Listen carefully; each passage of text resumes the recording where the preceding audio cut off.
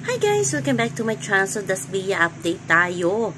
Ayan na nga, parang nauumay na daw mga fans ni Bianca Di Vera at ni Dustin New. Kasi nga ay parang hindi na daw nakakapaghiwalay itong dalawa. Lagi nakakapit tuko na ang dalawa. Yakapan, akbayan, kahit saan pumunta ay gano'n na talaga kaklingi ang Dasbia. Siguro ini-express lang nila ang feelings nila sa isa't isa ayon sa kanilang mga fans.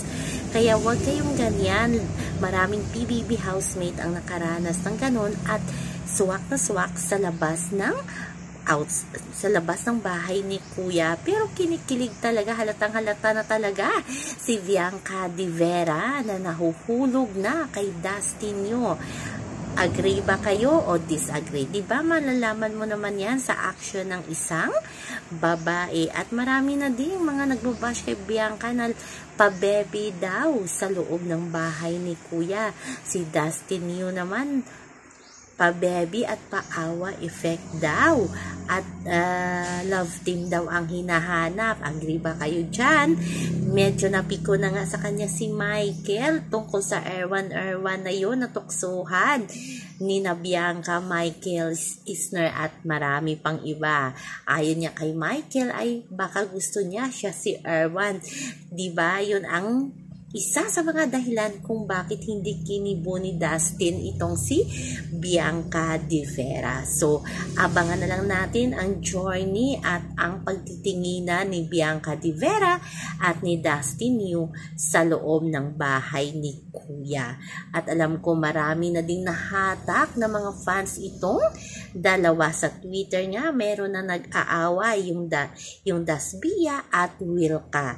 So, abangan na lang natin dyan, guys, kung sino ang mananalo sa puso ni Big Brother, kung sino talaga ang ilalayag sa outside world.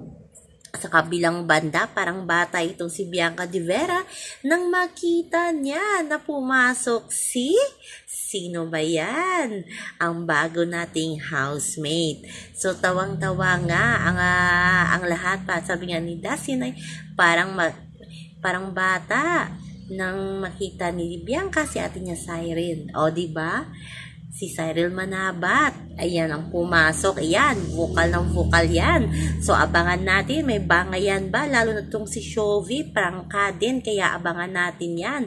Baka may bangayan ang mangyayari at maipalabas nila ang totoong kulay ng mga old housemate. Kaya kaabang-abang yan, guys. So, marami pang nangyayari ngayon sa PBB. Medyo matagal-tagal pa ang PBB. Kaya abangan na lang natin. So, yan lamang po, guys, ang ating update sa ngayon. Hanggang sa muli. Bye-bye. Also remember, wag po tayong magpaka-stress. Please like, share, and subscribe my channel para ma-update kayo sa mga bagong upload.